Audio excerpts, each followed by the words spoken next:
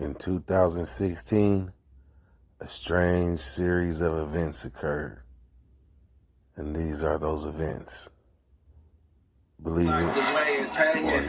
Now it's time to open up the network. Making so much money, niggas get they feeling hurt. I ain't rapped in like 7 months, and you can't tell I got shit fresh up out the fucking jail. I hit hard like a pit. I do this shit so equipped with things you can't get. You gotta hit the make, bitch, because you don't speak different type of languages. I hit with Russians, Asians, and different languages. I hit so hard I play by my own rules, man. Independent hustler, boss in my own lane, man. Niggas can't stop me. I'm hitting, I'm coming hard, man. Summer 16, I said it, and I said it again. Summer 16, I said it, and I'ma say it again. I don't need no fucking pen. I do this shit again. I go so hard, you know that when you see me, cause the respect level is so hard. It's like see me, I'm a, yeah.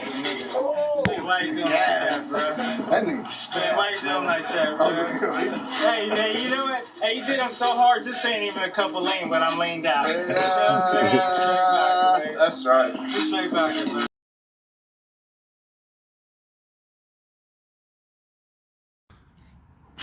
Shout out to the Dirt Nation. Y'all been kind of like under the weather after doing an astronomical amount of burpees for an undisclosed person, and you know it hurts. But anyhow, this story right here might not be for everybody, but it's the truth. All I can say is, shit, it's the truth, and for some parts, I have no answers. But this story right here, this story is called Gypsies. Gypsies. So, in Sacramento, right, I'm not going to say what our business was or nothing like that, but let's just say I became friends and then family with a family of gypsies that I had met. Now, it might be derogatory to call them gypsies, which is what I found out it probably is in some points. So, for lack of a better word, we're gonna say that though. So, my partner, his name is Gypsy. That's what he calls himself, Gypsy, right? We made friends anyhow. Like the way they used to eat is like they'll go to Taco Bell or whatever, and they would just throw it on the table, just top the bag, bam, and just go for what you know. Like that type of family. And I done been in the dog piles, like, with them. So I'm thinking we good. And we kinda is. So anyhow, when I was going through this stuff where first the police arrested me, right? When they arrested me, I mean, I had a little money, but not a lot money like that. So first off, that happened once I was arrested.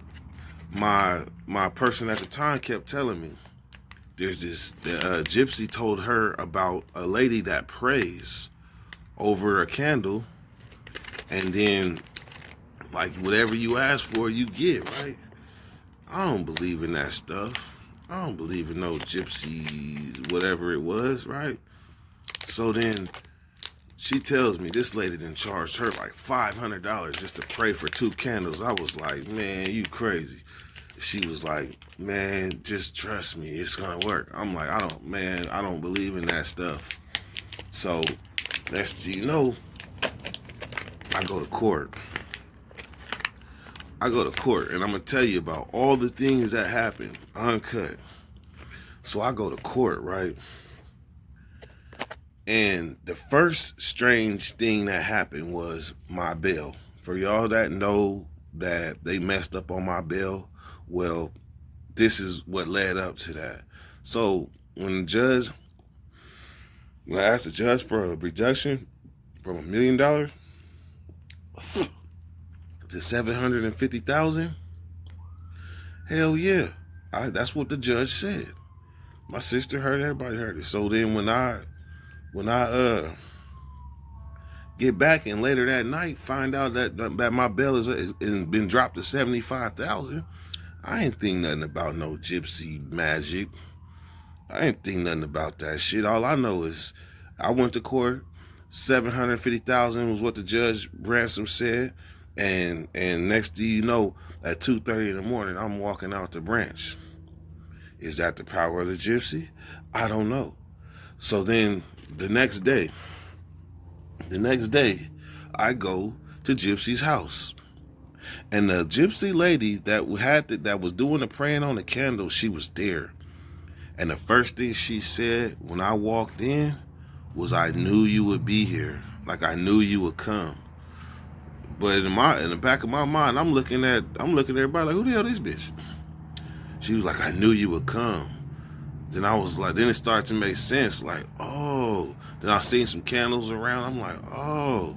She said, "I prayed all night. I prayed." So I'm thinking, damn. So the gypsy magic worked. So she turned around. She like, "That'll be $500. Like $500. Hey man, $500. But then I got to thinking, man, I'm free. Like, and because I can't explain how all of a sudden I'm free when I was supposed to be going to take a deal to go to the pen for 3 years, I can't explain it. I can't explain it one bit. So, gypsy me.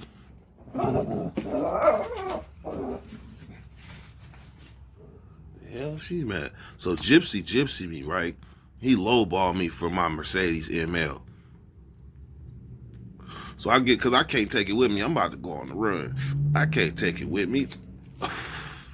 So he lowballed me, give me $500 and then pay the gypsy lady. So they got me. So then that was the first thing that happened. So then this gypsy lady is charging us like $50. I need $50. I need $50. I need $75, right?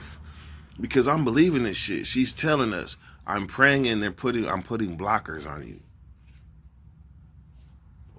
I don't know, man.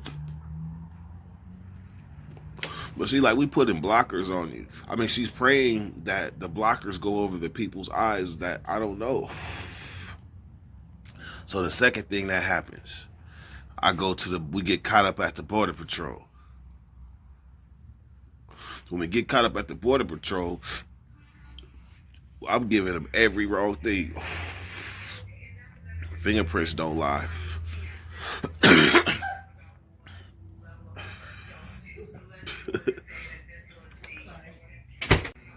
So it's getting, I knew it was all bad when the bus pulled off from there, but it's getting to be late. They bringing cellies in. They bring a celly in. He a coyote. They call it coyote. They like people that smuggle immigrant.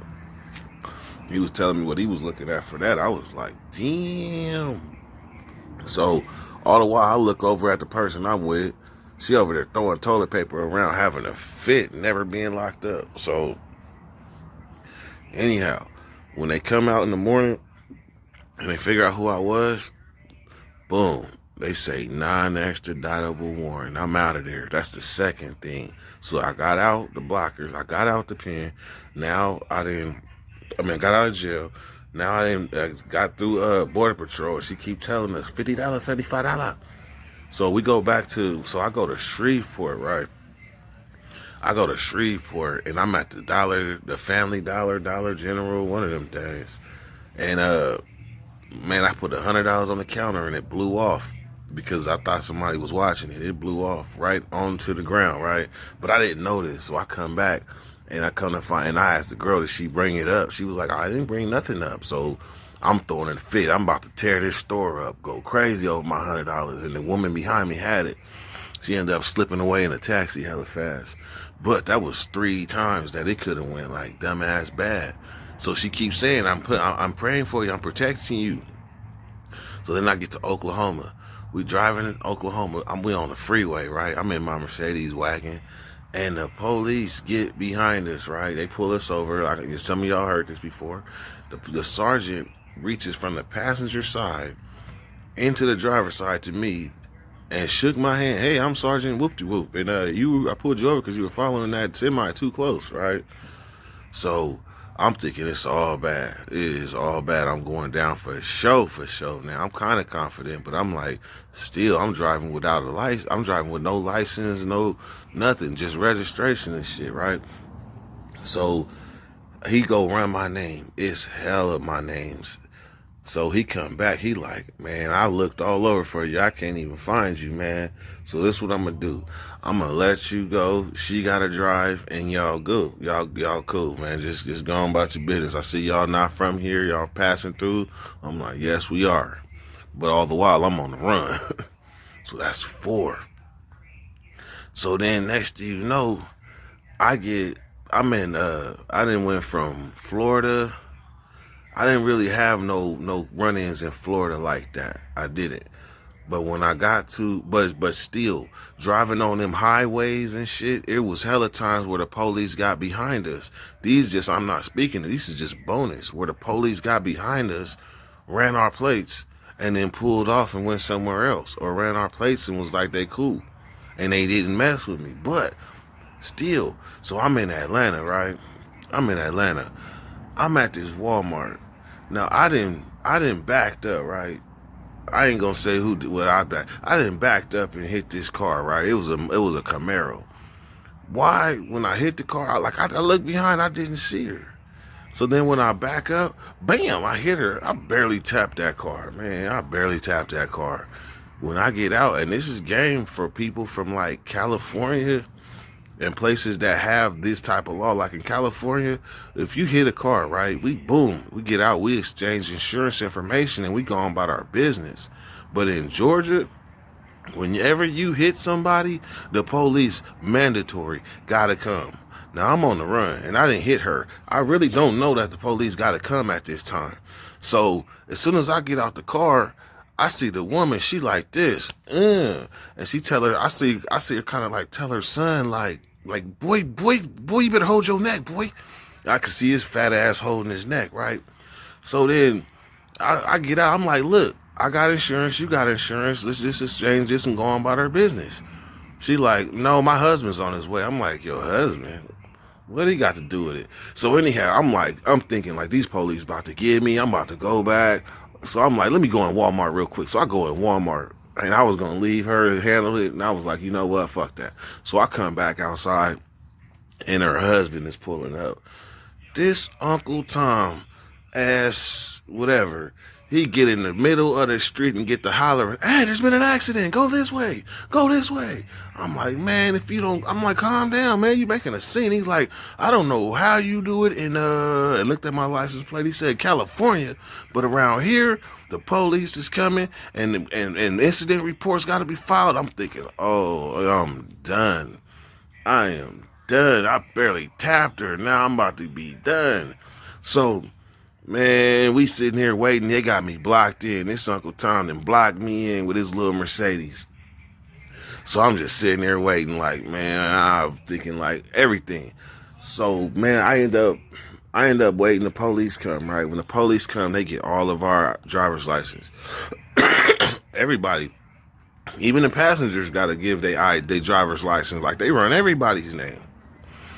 So when they come back, they give the other couple they driver's license. Then they give the girl I'm with her driver's license, and then they hold on. They say, we waiting to see if California wants you right now because like we got a warrant in California for a felony failure to appear. I was like, yeah, I had a situation that happened back, and they ran the lane and they said it was non-extraditable. They was like, oh no, this one right here is fully extraditable. I'm like, like my stomach went, it was over. I was like, oh yeah, they're definitely about to take me. Because I'm thinking my luck done ran out. So, man, but we wait for about 10 minutes, and Sacramento was taking too long. So they was like, look, man, whatever you got going on, get back to California and take care of it. We can't hold you too much longer because that'd be like false imprisonment on a lot of different levels, and we're not trying to go through that. So, you're free to go. Bam. That's the 5th thing. And all the while, the gypsy is like $50, $75, $50, $75. So I'm like, I'm amazed. I'm like, I don't understand this stuff. Like, I'm just skating all around the country. So anyhow, man. So then the next thing that happens is I'm in Atlanta and I'm in College Park, right? I'm at College Park, or in College Park, and I'm at the Walmart. I'm about to turn into the Walmart, and there was a semi in the second lane that was about to turn right too. And he had been sitting there for a minute. So I'm figuring, man, you're just waiting to, for whatever reason. So I start to go. Then it seemed like once I got halfway into my turn, he decided to turn. And there was nowhere for me to go. And that thing crunched me. It crunched the whole like front end of the car. Guess what? The police have to come. They have to come. But somehow the trucker was in the wrong. He gave me his information. They bluffed me out that lawsuit too because I left. So that's why with the police coming is a very significant thing out there, because I was like, look, here go my information. Give me your boss information. I'll contact him. We take care of it. It's nothing. Shit. When I called his boss the next day, his boss was like, I don't know what you're talking about. You got a police report? Oh, well, then don't be calling me. Boom. Lost that. So then all of a sudden, I'm like, man, look, I'm tired of paying this gypsy lady. Like, I'm tired of paying this lady. I can't do it no more. I'm on the run. My funds is getting low. I'm like, man, fuck this shit. So then I started to find out. She said, your candle's getting low at the church that I pray. Your candle's getting low. You're gonna have to give me some more money, or your candle's gonna burn out, and then I can't help you no more. I'm like, man, this is a bunch of. I had an enlightened moment. I guess I was like, this is a bunch of heebie-jeebie, man. I'm not going for this no more. I started researching YouTube. How to break gypsy curses and stuff like that. Like, cause I guess there's a spell that she's using. So I'm like, how do I break this? How do I break this spell? So, man, the gypsy lady did give us 2 candles, and I was supposed to be praying on these candles for my safety, right? But I ain't lit near one of these candles. So I come to this. I'm like, look, this is what I'm gonna do. I'm about to go to some water, because there's a lot of water in Orlando. And I figure if I throw the candles in the water, then the curse is broken, right? So I throw the candles. It's over. I'm like, I free myself. I said a prayer and I free myself from these spells, right?